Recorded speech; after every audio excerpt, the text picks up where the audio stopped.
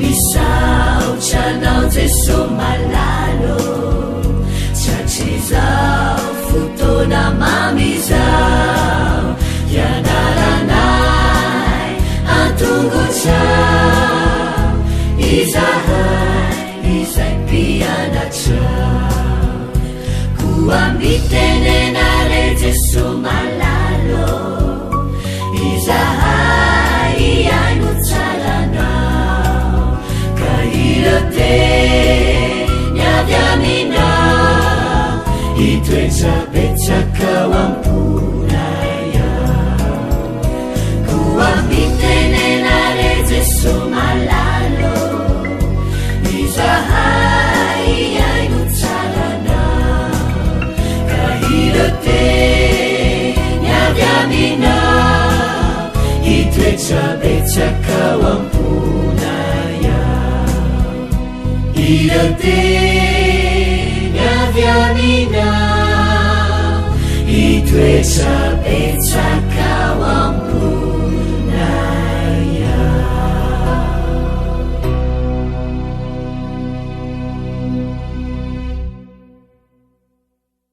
Faly-miarabantsika tsy avindray tonga eto amin'ny lesona ho an'ny tanora zokiny isika amin'ity alaka misy ity faliana ao an-tranony koa no mandray antsika isa-tokantrano izay manarak'izao fandaran'izao. Alohan'ny hidirantsika ny amin'ny lesona an'io ary dia hivavaka isika. Andriamanitra tsara an-danitro mbola misotro anao izay no ny amin'ny tombonandro sy ny tompo-taona izay omenao anay ahafahany mandinika ny teninao. Misaotra ihany koa izay miasa ao anivon'ny tokantrano tsirairay avy eto ary nohonay fa mbola anao zava-mahagaga eo amin'ny fiainanay tokoa ianao. Koa mitenena tompo fa voniko iainanao izay. Anaran'i Jesosy, amen. Lohatenin'ny lesonantsika androany dia manao hoe miasa avokoa ny membra rehetra. Mahafoaka ny mpino rehetra ny iraka nampanaovan'ny mpamonjy ny mpianatra. Mahafoaka ny mpino an'i Kristy rehetra hatramin'ny faran'ny andro mihitsy izany. Afahadisoana mampidi-doza manko ny mihevitra fa miankina fotsiny amin'ny mpitanjana voaositra ny asa famonjena ny fanahy. Izay rehetra nandray ny aingam-panahy avy any an-danitra dia anakinana ny filazantsara ary izay rehetra mandray ny fiainan'i Kristy dia baikoana hiasa ho amin'ny famonjena ny mpiara-belona aminy. Io asa io no nanorenana ny fiangonana ary izay rehetra manao voady masina amin'ny fiangonana dia manaiky amin'izany no mpiara-miasa amin'ny Kristy.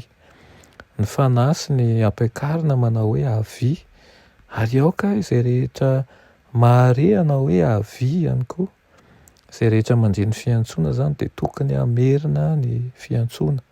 Ninonninona ny antsonan'ny olona anankiray eo amin'ny fiainana, ny zavatra mahaliana azy voalohany dia ny hahazo fanahy ho an'i Kristy. Mety tsy afaka miteny amin'ny olona mivory izy nefa azony atao ny miasa ho an'ny tsirairay. Tsy ny ady sarotra, ny asa mafy na ny fahantrana no manambany ny maha-olombelona fa ny heloka ny fanaovana ny ratsy. Manala ny fiadanana sy mitondra tsy fahafahampo izany. Tian'i Kristy raha miasa ho an'ny fanahy marary ny fahotana manko ny mpanompony.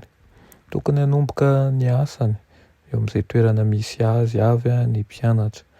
Ny sahamafy indrindra sy tsy misy antenainy indrindra dia tsy azo dinganina.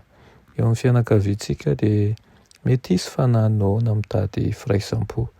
Mety misy ihany koa mosarenany mofinaina. Mety hisy zaza hotezaina ho an'i Kristy mihitsy aza. Misy jentilitsa mihitsy azy eo am-baravarantsika indraindray. Aoka ataontsika amin'ny fomba mahatoky ny asa akaiky izay ataontsika. Avy eo dia aoka hitarina arak'izay ahazon'Andriamanitra hanitarana ny lalana ny ezaka rehetra ataontsika. Mety ho voafetra ny toe-javatra ny asa maro nefa na aiza izany raha atao amin'ny finoana sy ny fahafahampo dia ho tsapa hatrany ny faran'ny tany lavitra indrindra. Toa voafetra teo amin'ny sahety ny asan'i Kristy fony izy teto tany nefa vahoaka marobe avy amin'ny faritra rehetra no mandre ny hafatra nampitondraina. Ampiasain'Andriamanitra matetika ny fomba tsotra indrindra mba hanatanterahana vokatra lehibe indrindra mihitsy koa. Tsy tokony ho very tsy ho eo imaso nefa ny baiko manao hoe mandehana any amin'izao tontolo izao antsoina zany isika hananditra ny masontsika ho any amin'ny toerana any ankoatra hafa zay falehantsika. Narodan'i Kristy manko ilay rindrina zay mampisaraka ka nalany ny hevitra mibahana ho an-tsaina ny amin'ny maha olombelona ary mampianatra ny fitiavana ny fianakavian'ny olombelona manontolo mihitsy izy. Ary izany koa ny tokony ampitaintsika eny amin'ny manodidina antsika rehetra eny ary asa itsika mandeha na eny amin'ny toerana izay tsy mbola nandehanantsika ary. Matoky mino fa ny fanahy masina dia efa ao aminao ary hiasa aminao aza manao hoe za tsy mahay. Ny fanahy dia manome ny fanomezam-pahasoavana, ny fahasahiana sy ny fahaizana rehetra ilaina entina hamonjena ny fanahy. Ary vavaka Kristy Andriamanitra tsara zindanitro mbola misaotra anao any amin'izany lesona nomenao anay io izany. Fa azo ny fomam-panahinay io ary tao mandrakariva izay tsy halan-daharana fa anatanteraka ny iraka izay nampanaovinao anay. Aminaran'i Jesosy, amen.